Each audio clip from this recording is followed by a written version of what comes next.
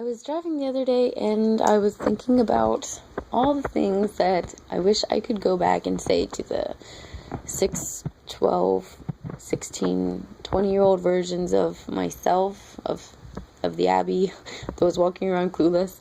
Anyways, and I was really sad that I couldn't go back in time and say all these things that I desperately needed to hear, but I resolved to write an ongoing letter to my daughter, and I would tell her all these things.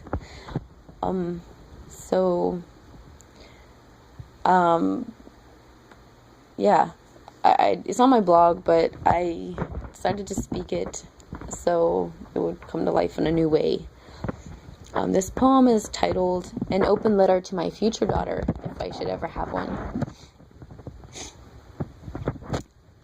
One day you will feel butterflies in your stomach, and you will either nurture them or resent them. Or most likely you will nurture them to the point that you resent them. Because one day you will learn, and probably the hard way, that these fluttering feelings will try to take you off of cliffs that you are not yet ready to jump off of. In these moments, I will tell you that these butterflies are a reminder of what it means to be a woman. We all start off as caterpillars. A caterpillar's first sight is their own eggshell. And you have to learn to love yourself before you can ever learn to love someone else. And when you go to sleep, I will never ask you to count sheep.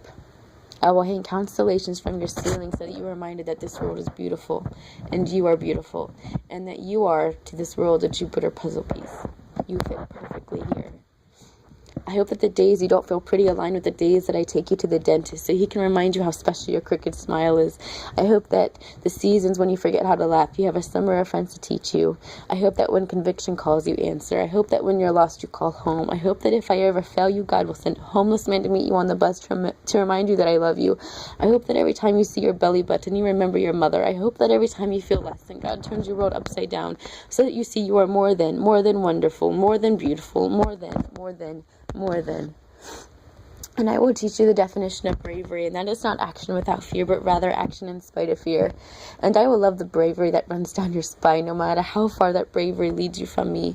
But know that when you get stabbed in the back by your friends, by your lover, I will finally learn how to sew solely so that I can stitch you back up. When you're 20, if this world has had a tighter grip on you than I could ever have, and you find yourself dressing out of habit to the men that call your name, I will be in the mirror reminding you to wait for a man who wants to undress your mind. And if you should come crying to me because you have found a good man, and you remember about that time in Sunday school when your teacher said your purity was a flower and you've been plucked of all the good things you have to offer him, I will help you plant a garden of chrysanthemums. I'll tell you that chrysanthemums don't contain petals. They are flowers composed of flowers. And I'll tell you that you are not that garden, you are not that flower, but you are good composed of good. I hope that you are nothing like me, because I would only want you to be more. But if you ever develop anything from me, I hope it's my achy back, only for the sheer hope that when you feel the sharpness surfing, you are reminded of that diaphanous butterfly.